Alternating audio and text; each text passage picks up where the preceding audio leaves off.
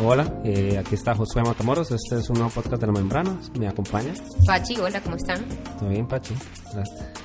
Hoy queríamos comentar un poquito sobre un libro que estuvimos explorando últimamente. Creo que lo habíamos escuchado en un audible el año pasado. Y ahorita estamos retomándolo ahí, hojeándolo un poco las páginas porque sí resultó muy interesante y con muchas curiosidades y cosas para comentar, ¿verdad, Pachi? Sí.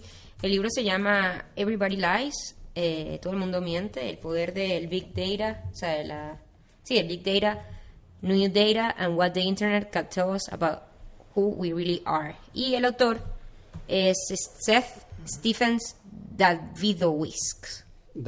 Sí. Él es un científico de datos y él, sobre todo me parece que la intención de él es que la gente conozca un poquito del campo en el que él se desarrolla, que es esto de ciencias de los datos, y que la gente valore de qué se trata y cuál es el poder de esta nueva ciencia que está tan en boga, sobre todo gracias a las tecnologías de información que tenemos acceso últimamente. No es como que esta ciencia no existiera antes, pero ahorita simplemente está como accesible, pues. Entonces hay mucha gente que puede desarrollarse en este tipo de trabajo, ¿no? Sí, quizás antes no existían el título de alguien que trabajara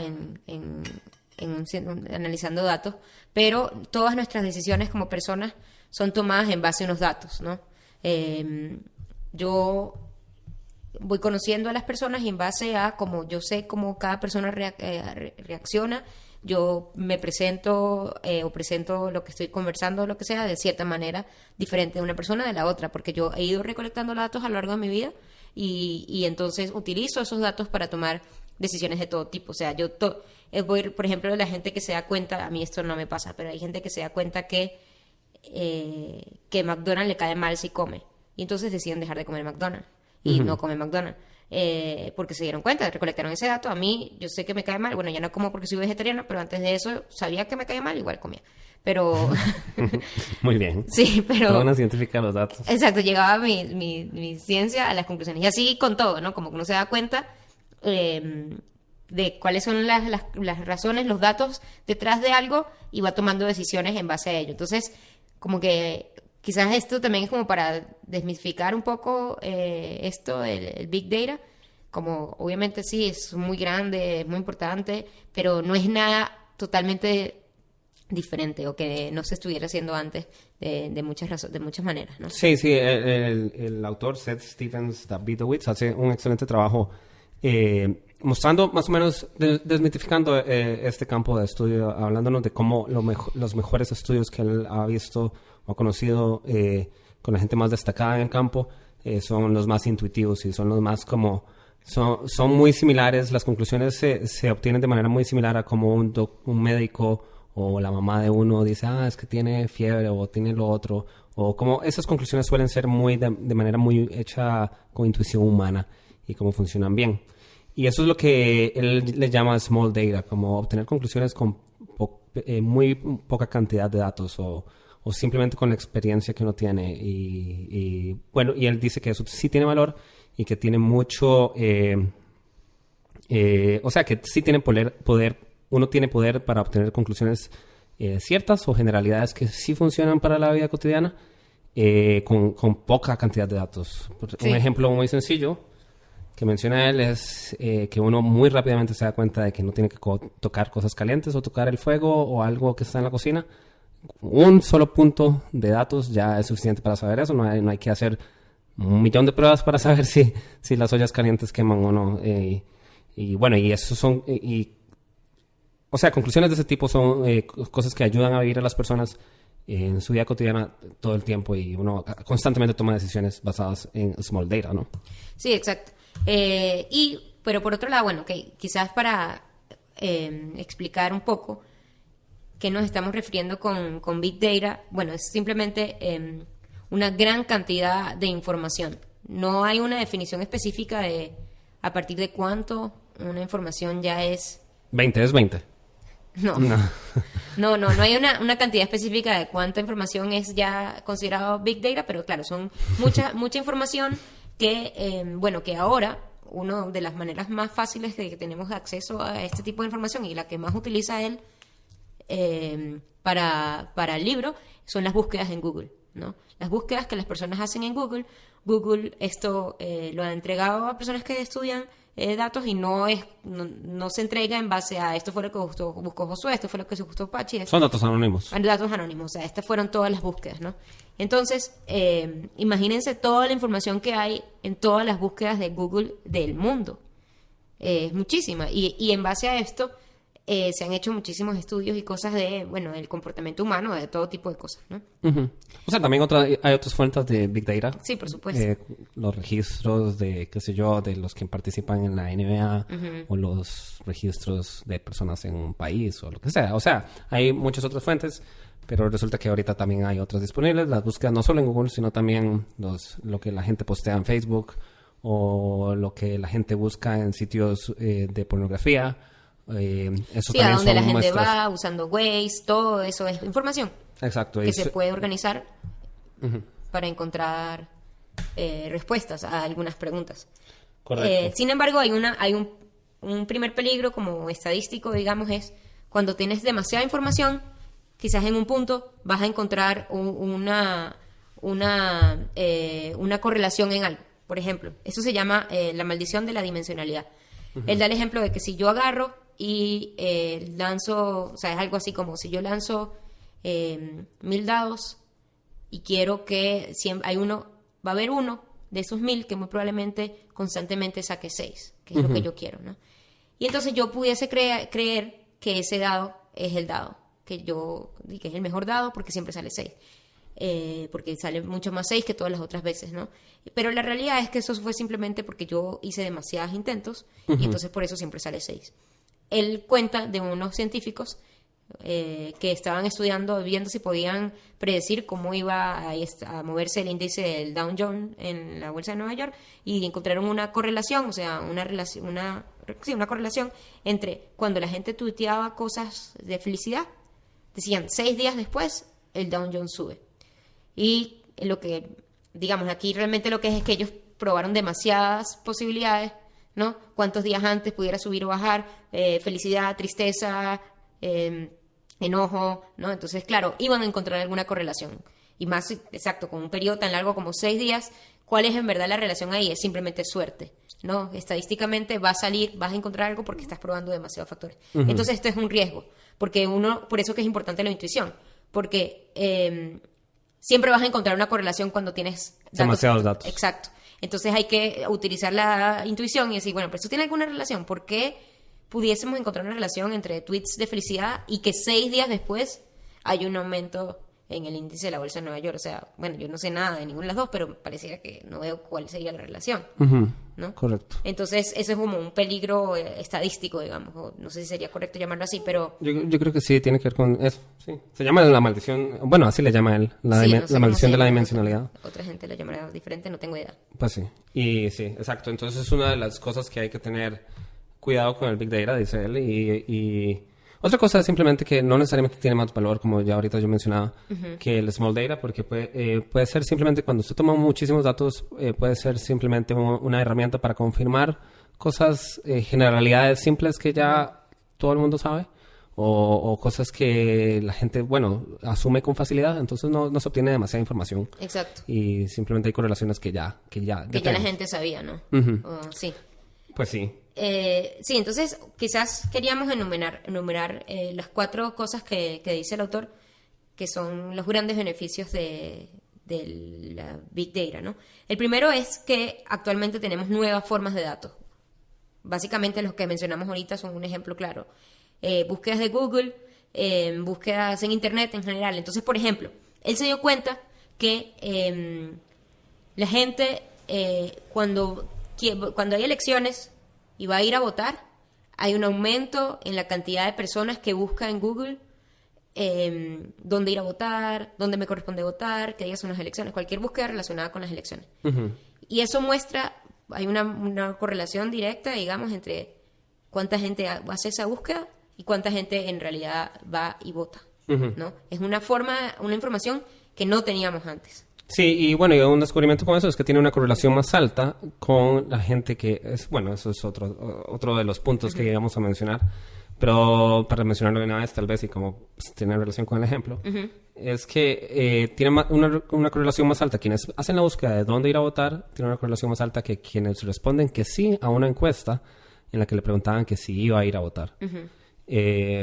Pues lo que pasa con las búsquedas de Google es que sí, no responden a un fenómeno, a un cognitivo que tiene la gente, que es el prejuicio de deseabilidad social, que es un prejuicio que tienen los humanos, tenemos todos, que es, bueno, la aplicación más directa es a responder encuestas de manera deshonesta, ¿verdad, Pache?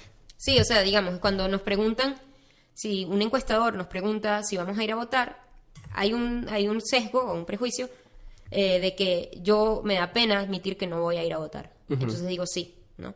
Y este sesgo se muestra en todas las encuestas en diferentes medidas. O sea, hay más fuerte si alguien está al frente mío preguntándome que si es por teléfono, hay menos sesgo, y luego hay menos sesgo aún si es por internet. Pero es más limpio, del más limpio de todos, son búsquedas directas que hace la gente, porque además la gente no está siendo encuestada, la gente está buscando información, hay un beneficio por el cual la gente expone lo que está mostrando. Además aquí... hay una recompensa. Exacto.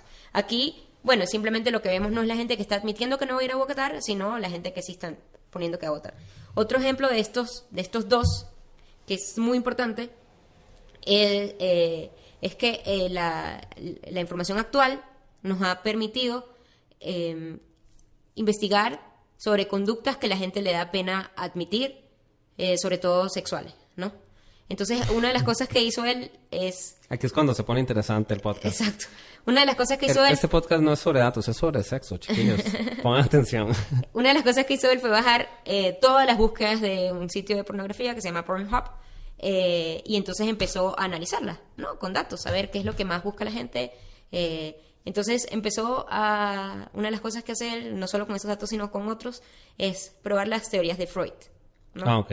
¿Sí? Entonces, por ejemplo, una de las teorías de Freud es que la gente, que esa no fue con las búsquedas de Pornhub, pero con otra aplicación que ves de sueños, la gente que sueña con frutas o vegetales de forma fálica, okay.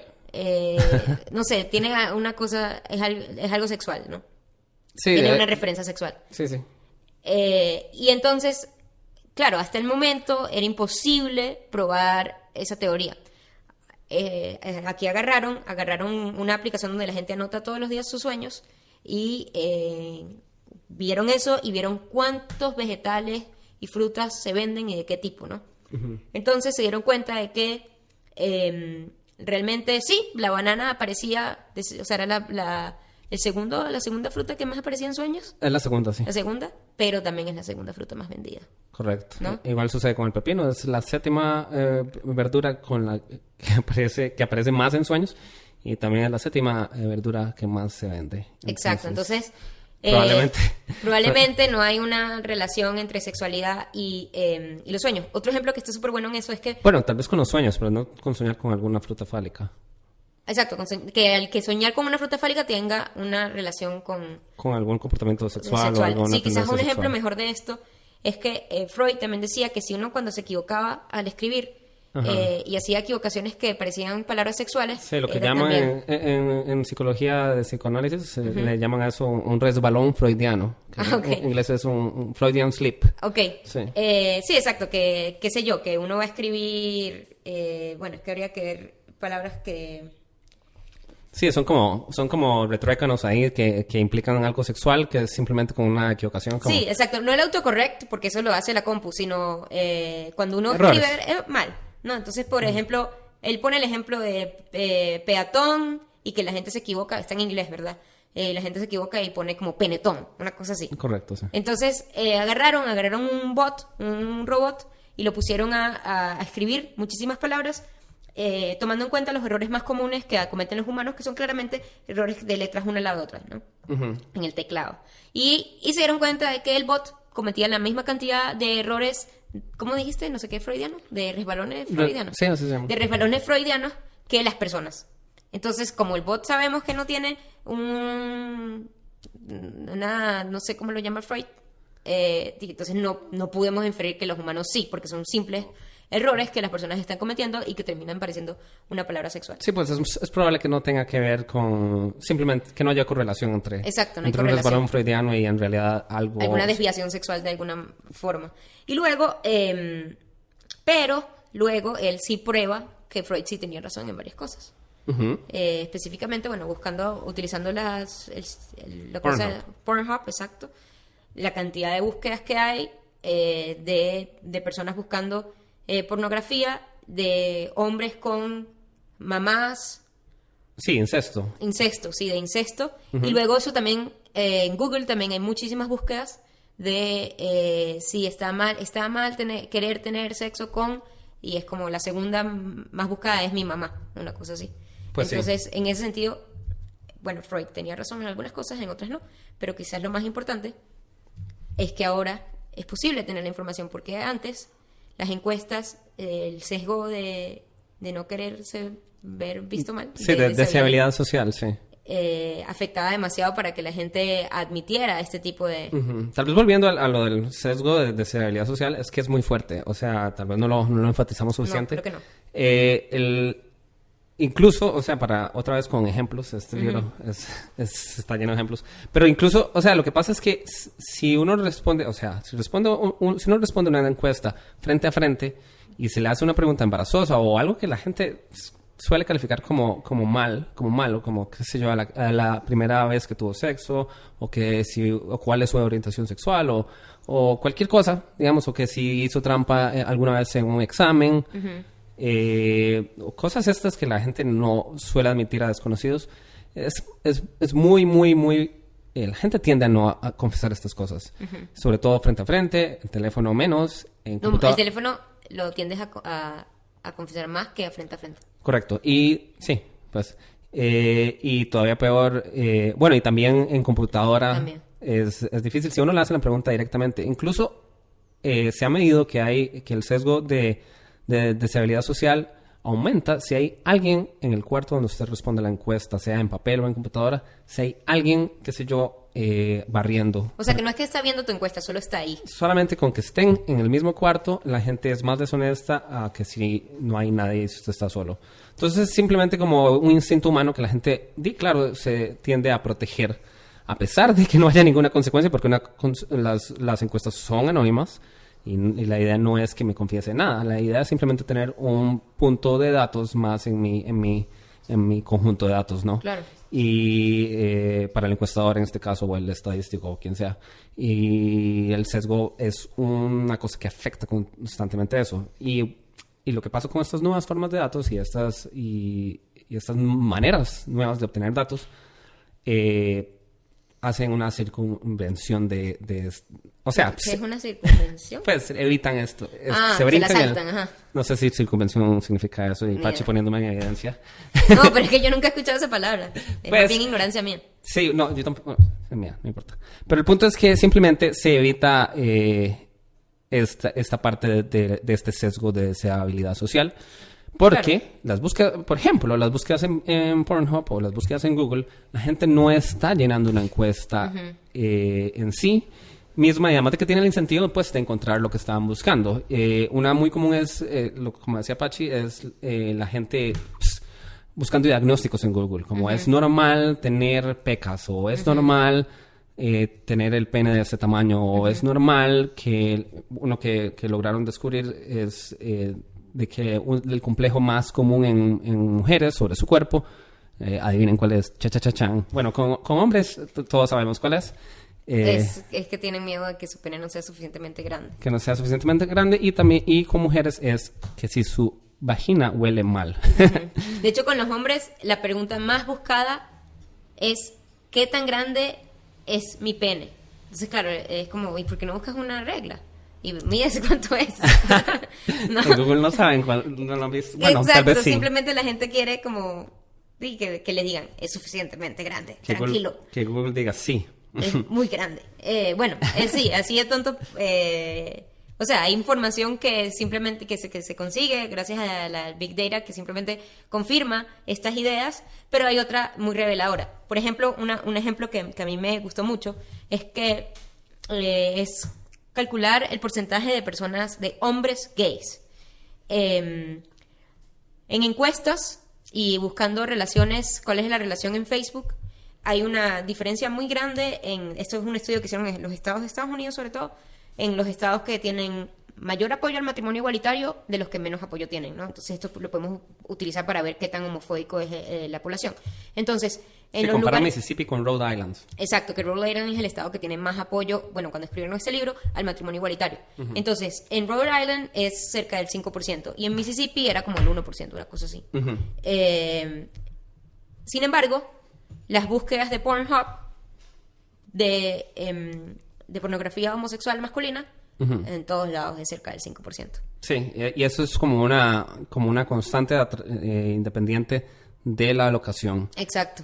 Alguien podría decir que los datos de Facebook y de las encuestas de Rhode Island son mayores, pues porque simplemente la gente que necesita vivir en un lugar más liberal, pues se muda a un lugar, uh-huh, más liberal o qué sé yo.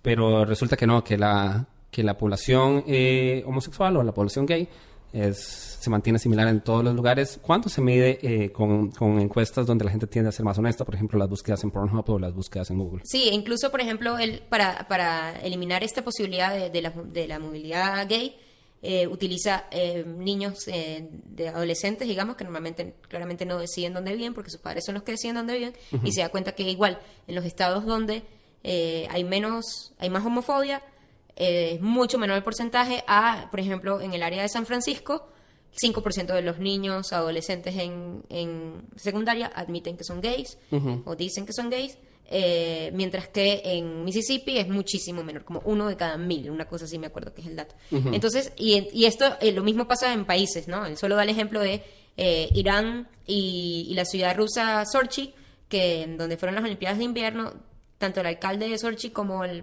presidente de Irán dijeron en algún momento que los gays no existían en sus países, los homosexuales hombres. Uh-huh. Sin embargo, las búsquedas de Google, de Pornhub, de pornografía en sus países, igual demuestran que el 5% de su población busca pornografía de hombres. Uh-huh. Él da un ejemplo muy, muy desconsolador, digamos, como, uh-huh, que da un poco de tristeza, y es un historial de búsqueda no sé, ¿en cuál buscador viejo? En American Online, cuando existía eso. El AOL, correcto, uh-huh, sí. En AOL en el 2006 creo que es. No, antes, no sé. Terminaba en 6 el año, y resulta que el historial de búsqueda anónimo que se le dieron a unos investigadores académicos alterna minuto por minuto, como hombres guapos desnudos, y la siguiente búsqueda es soy gay.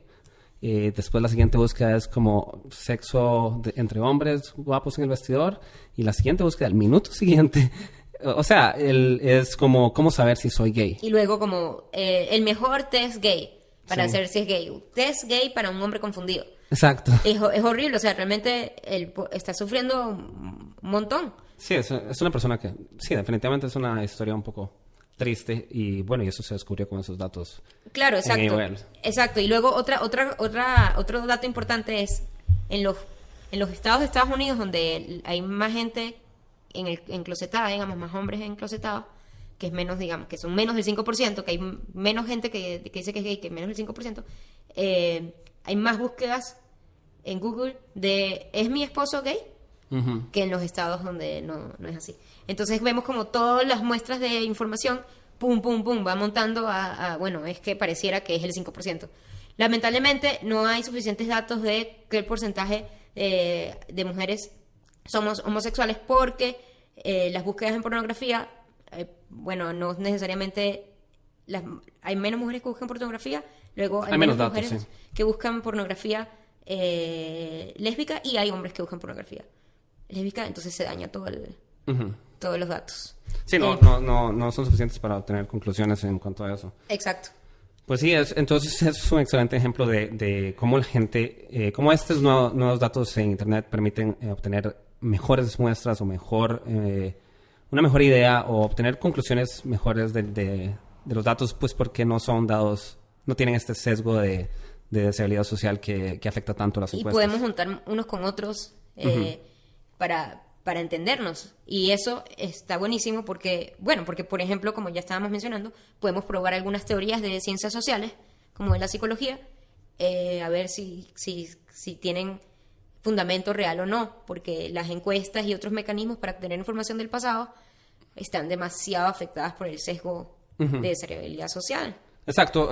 Uno de los valores necesariamente de este tipo de nuevos estudios con grandes cantidades de datos es que permiten eso, falsear más los conocimientos sociales. Las ciencias sociales tienen más posibilidad de ser falseadas. Sí, ¿se acuerdan? Como en el episodio 2 o 3 hablamos de cómo algo se volvía, o sea, cómo se hacía ciencia, digamos. Y es que uno planteaba una idea y esta idea tenía que ser posible de demostrar que fuese incorrecta. Exacto. ¿No? Falseable. Y lo que pasa con las teorías de ciencia social hasta el momento, digamos, era que no era posible demostrar. Que es justo la crítica que tenía Karl Popper, quien es el que hizo esta aseveración de que para que algo fuera ciencia tenía que ser falseable. Él justo lo que dice es, claro, Freud es muy interesante y todo, pero no es falseable. Nunca vamos a poder probar si el banano o no tiene relación, el banano en los sueños tiene relación con alguna cosa sexual.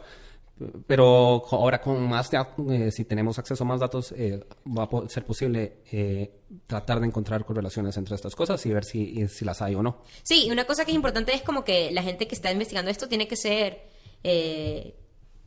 pensar de una forma diferente a gente que hacía encuestas en el pasado, ¿no? Porque, por ejemplo, cuando quieres probar esto de que ¿cómo es? El resbalón freudiano, una manera excelente es eso lo que hicieron ellos, de crear un bot para poner todos los errores y ver si había alguna diferencia entre la cantidad de errores que hacía o no, y no simplemente, o sea, es como pensarlo diferente, ¿no? Es otra manera de hacer este tipo de estudios por completo. Sí.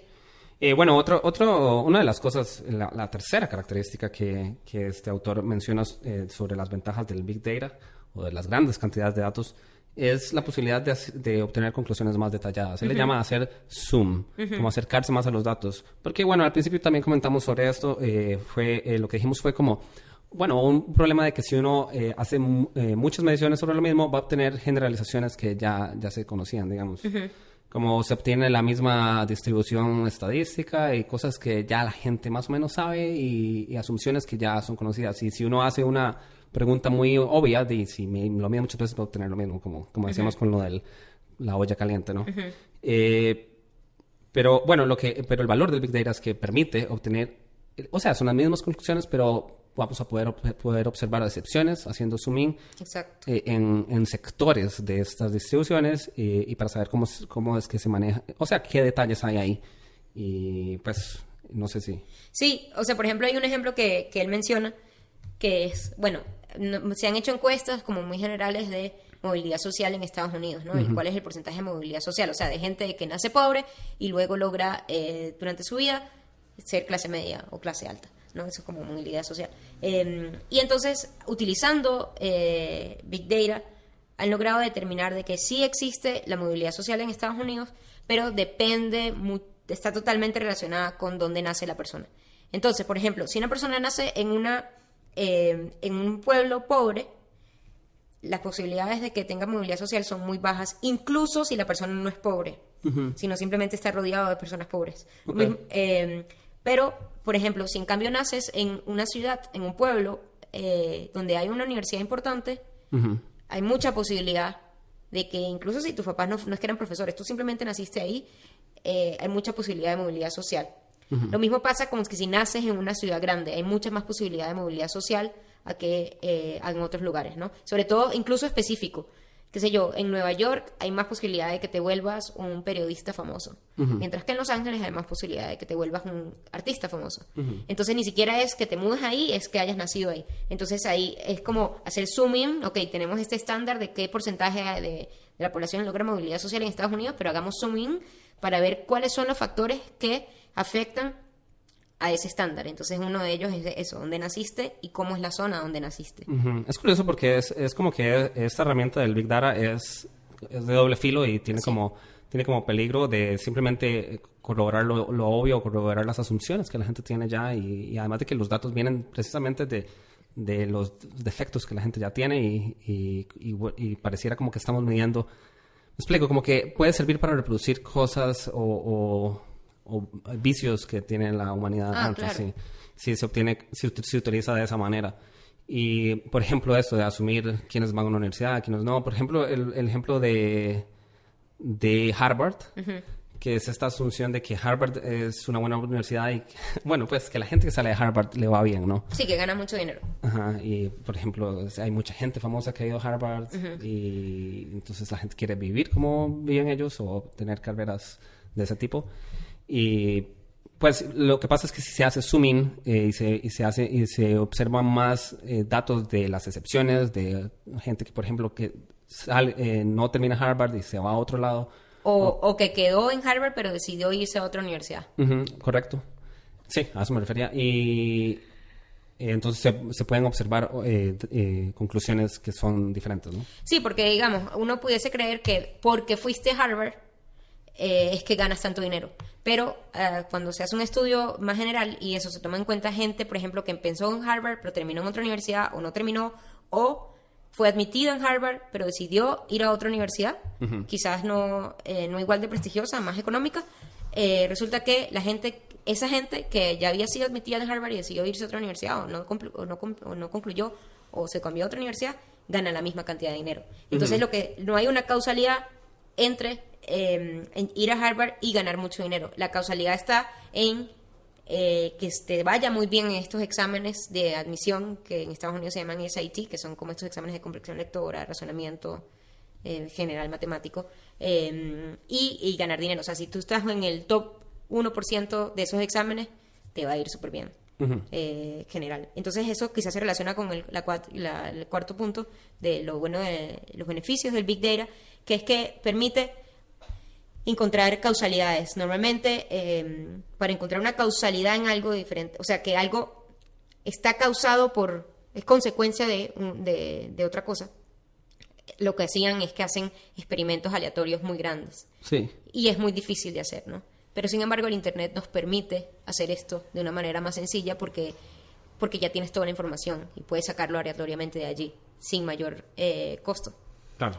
Entonces, eso es como un súper buen beneficio, y un ejemplo de esto es esto de Harvard que acabo de hacer, ¿no? Y ya luego para ahora contarles el lado negativo. El lado negativo, sí. Bueno, ¿qué pasa? Esto es Spider-Man 101, ¿no? Sí. Con gran poder conlleva una gran responsabilidad, dijo el tío Ben.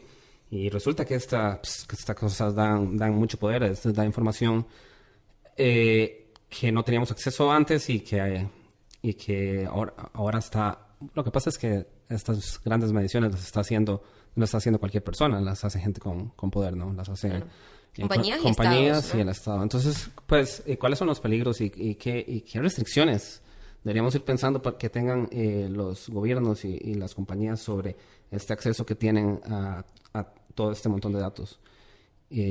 Bueno, ¿y qué puede pasar? Claro. Sí, de esto hay un texto que vamos a poner ahí el link, que está súper bueno, de una data scientist, que ella explica que un problema que está pasando es que actualmente hay como una creencia de que los algoritmos que se utilizan en base a que utilizan esta información son objetivos, ¿no? Que son matemática y eso es objetivo. Lo que pasa es que las mediciones de datos no se utilizan de manera descriptiva. Uno creería que lo que pasa es que probablemente los científicos de los datos simplemente quieran describir algún fenómeno y saber cómo pasa, pero es muy probable que las compañías y los gobiernos no queden ahí, sino que quieran tomar decisiones respecto a los datos, ¿no? Y ténganlo por seguro, los mercadólogos... Claro, por supuesto, todo. Exacto, los utilizan para algo y entonces está este peligro de que haya, pues, de que estos datos, de que las decisiones que se tomen respecto a estos datos no sean para el interés de la población, sino sobre todo beneficien a las compañías y que si, por ejemplo, si se obtienen datos de estas cosas de movilidad social y se generan asunciones, por ejemplo, hacia los individuos, que se hable, por ejemplo, que se asuma sobre un individuo porque este tipo de individuo no suele tener un buen performance en una compañía. Entonces, como se clasificó así por los algoritmos, entonces se asume esto sobre el individuo y no se le da la oportunidad. O cosas de ese tipo. Sí, el problema es que digamos que el Big Data lo que representa es el pasado y la manera como hemos actuado. Entonces, claramente muestra todos nuestros sesgos, prejuicios, discriminación, etcétera, ¿no? Todo eso queda dentro. Todo eso queda dentro, por supuesto. Entonces, si tú utilizas estos datos a manera ciega, vas a terminar simplemente perpetuando situaciones que ya existían y perpetuándolas hacia el futuro, porque es la manera como tomas información. Como eso. Entonces, por ejemplo, si nosotros evaluamos a una persona en relación con cómo hace la media suya, ¿no?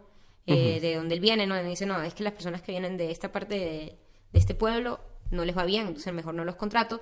Simplemente estoy tomando un análisis de un promedio, de una media, para analizar a una persona sin considerar que todas las curvas, no es que en ese pueblo no todo el mundo era igual, simplemente hay una media y hay unos que están antes y otros que están después. Este puede haber sido perfectamente el individuo que está después y yo le estoy negando la posibilidad de contratarlo, por ejemplo, porque eso es lo que me dice la información, el data que debo hacer, ¿no? Entonces, sí, y además, imagínese el interés compuesto que se puede ir acumulando con el tiempo, que, o sea, lo que pasa es que esto ya sucede, solo que sin acceso a tecnologías, la gente ya hace asunciones de la gente por su sexualidad, su orientación, o su etnia, su nacionalidad, etcétera, y estas cosas mantienen a la gente rezagada, y ahora si se le da fe ciega a un algoritmo que tomó la decisión basado en datos anteriores, entonces o sea, es posible que las compañías estén generando algoritmos discriminatorios, claro, basados en datos previos y asumiendo cosas sobre individuos, basándose en generalidades que se descubrieron, ¿no? Sí. Entonces, esos son los peligros y bueno, y tengan cuidado, ¿verdad, compañías? Gracias por escuchar, Alexa. Y la otra es, pues, Minority Report, ¿verdad? Sí, que eso ya lo mencionamos en un episodio específico de algo como cómo los algoritmos nos controlan o algo así. Y es como esto de qué pasaría si un estado tomase decisiones para prevenir delitos en base a búsquedas en Google, ¿no? De gente que busca en Google que quiero matar a mi novia o algo así. Correcto. Entonces ya vayan y lo metan preso, pero resulta que el porcentaje de gente que realmente mata a su novia no es todos los que buscan en Google quiero matar a mi novia. Y entonces estarían metiendo presos a mucha gente que no necesariamente le van a matar. Pero, sin embargo, sí puede servir la información para tomar medidas de carácter general, no específico, no para ir a meter a preso a la persona que buscó, sino a lo mejor si saben que un aumento de búsquedas de ese tipo puede aumentar la violencia doméstica en esa área, y poner medidas al respecto. Por ejemplo, aquí en Costa Rica pasó que se dieron cuenta que después de los partidos de fútbol había un aumento en violencia doméstica. Entonces, durante el último mundial de fútbol, cada partido de fútbol incluía una propaganda de a dónde llamar y otras cosas en relación con la violencia doméstica, y, o sea, medidas generales, ¿no? Y para eso es súper bueno. Entonces es como que Big Data tiene cosas súper buenas y otras cosas que hay que tomar con cuidado, pero hay muchos beneficios que nos puede traer utilizarla. Pues sí, sí, y es muy interesante. Esto del peligro del Big Data, por ejemplo, en esto de Minority Report, es similar, ¿no? Es similar al otro de las compañías. Es como hay que tener cuidado de hacer esta falacia de asumir el todo por la parte, ¿no? La parte por el todo sería, ¿no? Como la generalidad suele ser así, entonces estoy asumiendo eso de ustedes. Simplemente eso es básicamente prejuicio, ¿no? Claro. Esa es la definición de prejuicio, sí. Como decir todas las mujeres no sé qué. Sí. O todos los hombres no sé qué, en todo caso. Claro. Entonces, eso es ese científico de datos que tenemos todos adentro, y el peligro es que pues, los gobiernos y las compañías comiencen a tomar decisiones de esa manera. Claro, y que nosotros asumamos que porque lo hizo un algoritmo es objetivo. Y correcto, porque ya lo hacen así. Exacto, y es como, el hecho de que lo hayan hecho un algoritmo no significa que sea objetivo. Todo depende de cuál ha sido los datos y cuál ha sido la definición de éxito que se ha interpuesto para ese algoritmo. Pero bueno, creo que con eso terminamos el día de hoy. Muchas gracias por escuchar. Ahora tenemos una cuenta en Instagram que se llama La Membrana, el guión abajo, filtrando ideas, un poco largo, pero pues cabía disponible. Ahí nos pueden seguir y estamos subiendo fotos de un reto que estamos haciendo, andar en bicicleta todo el día. O todos los días, no todo el día. Ayer fue todo el día. Pero bueno, Como siempre, entonces síganos allí. Como siempre les pedimos que nos hagan reviews en Apple Podcast. Aquí hoy vamos a leer el review de Juanete20, quien dice: excelente podcast, un podcast que te invita a pensar de una manera diferente. Pues sí, háganos llegar su feedback y comenten en las redes sociales. Hay Facebook, hay Twitter y también esta cosa de Instagram que estamos subiendo videitos. Y también YouTube. De la bici. Y también estamos en YouTube por si lo quieren chequear. Y muchas gracias. Hasta la próxima.